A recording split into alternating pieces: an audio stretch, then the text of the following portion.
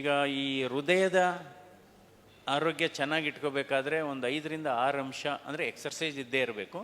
5ರಿಂದ 6 ಅಂಶನ ನಾವು ಆದಷ್ಟು ಕಡಿಮೆ ಇಟ್ಕೋಬೇಕು.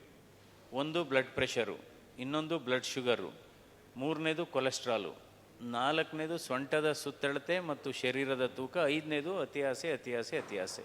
ಇದು ಇಂಪಾರ್ಟೆಂಟು. ಈ ಸೊಂಟದ ಸುತ್ತಳತೆ ಬಗ್ಗೆ ಒಂದು ಸ್ಟಡಿ ಇದೆ.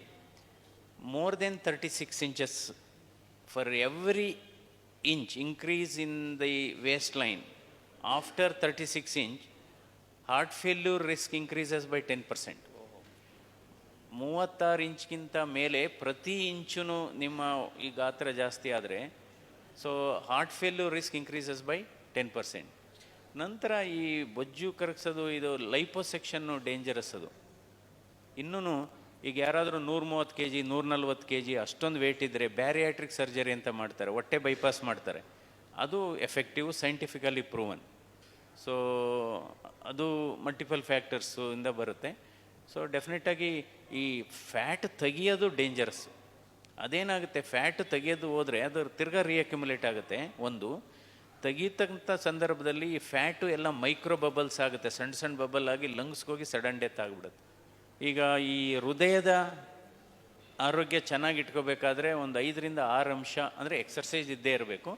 5ರಿಂದ 6 ಅಂಶನ ನಾವು ಆದಷ್ಟು ಕಡಿಮೆ ಇಟ್ಕೋಬೇಕು. ಒಂದು ಬ್ಲಡ್ ಪ್ರೆಷರು, ಇನ್ನೊಂದು ಬ್ಲಡ್ ಶುಗರು, ಮೂರನೇದು ಕೊಲೆಸ್ಟ್ರಾಲು, ನಾಲ್ಕನೇದು ಸೊಂಟದ ಸುತ್ತಳತೆ ಮತ್ತು ಶರೀರದ ತೂಕ, 5ನೇದು ಅತಿ ಆಸೆ. ಇದು ಇಂಪಾರ್ಟೆಂಟು. ಈ ಸೊಂಟದ ಸುತ್ತಳತೆ ಬಗ್ಗೆ ಒಂದು ಸ್ಟಡಿ ಇದೆ. More than 36 inches for every inch increase in the waistline after 36 inch heart failure risk increases by 10%. 36 ಇಂಚ್ಗಿಂತ ಮೇಲೆ ಪ್ರತಿ ಇಂಚೂ ನಿಮ್ಮ ಈ ಗಾತ್ರ ಜಾಸ್ತಿ ಆದರೆ heart failure risk increases by 10%. ನಂತರ ಈ ಬೊಜ್ಜು ಕರಗಿಸೋದು, ಇದು ಲೈಪೋಸೆಕ್ಷನ್ನು ಡೇಂಜರಸ್. ಅದು ಇನ್ನೂ ಈಗ ಯಾರಾದರೂ 130 kg 140 kg ಅಷ್ಟೊಂದು ವೇಟ್ ಇದ್ದರೆ ಬ್ಯಾರಿಯಾಟ್ರಿಕ್ ಸರ್ಜರಿ ಅಂತ ಮಾಡ್ತಾರೆ, ಹೊಟ್ಟೆ ಬೈಪಾಸ್ ಮಾಡ್ತಾರೆ. ಅದು ಎಫೆಕ್ಟಿವ್, ಸೈಂಟಿಫಿಕಲಿ ಪ್ರೂವನ್. ಸೊ ಅದು ಮಲ್ಟಿಪಲ್ ಫ್ಯಾಕ್ಟರ್ಸು ಇಂದ ಬರುತ್ತೆ. ಸೊ ಡೆಫಿನೆಟಾಗಿ ಈ ಫ್ಯಾಟ್ ತೆಗಿಯೋದು ಡೇಂಜರಸ್ಸು. ಅದೇನಾಗುತ್ತೆ, ಫ್ಯಾಟ್ ತೆಗಿಯೋದು ಹೋದರೆ ಅದು ತಿರ್ಗಾ ರಿಅಕ್ಯುಮುಲೇಟ್ ಆಗುತ್ತೆ. ಒಂದು ತೆಗೀತಕ್ಕಂಥ ಸಂದರ್ಭದಲ್ಲಿ ಈ ಫ್ಯಾಟು ಎಲ್ಲ ಮೈಕ್ರೋ ಬಬಲ್ಸ್ ಆಗುತ್ತೆ, ಸಣ್ಣ ಸಣ್ಣ ಬಬಲ್ ಆಗಿ ಲಂಗ್ಸ್ಗೋಗಿ ಸಡನ್ ಡೆತ್ ಆಗಿಬಿಡುತ್ತೆ. ಈಗ ಈ ಹೃದಯದ ಆರೋಗ್ಯ ಚೆನ್ನಾಗಿ ಇಟ್ಕೋಬೇಕಾದ್ರೆ ಒಂದು 5ರಿಂದ 6 ಅಂಶ ಅಂದರೆ ಎಕ್ಸರ್ಸೈಸ್ ಇದ್ದೇ ಇರಬೇಕು. 5ರಿಂದ 6 ಅಂಶನ ನಾವು ಆದಷ್ಟು ಕಡಿಮೆ ಇಟ್ಕೋಬೇಕು.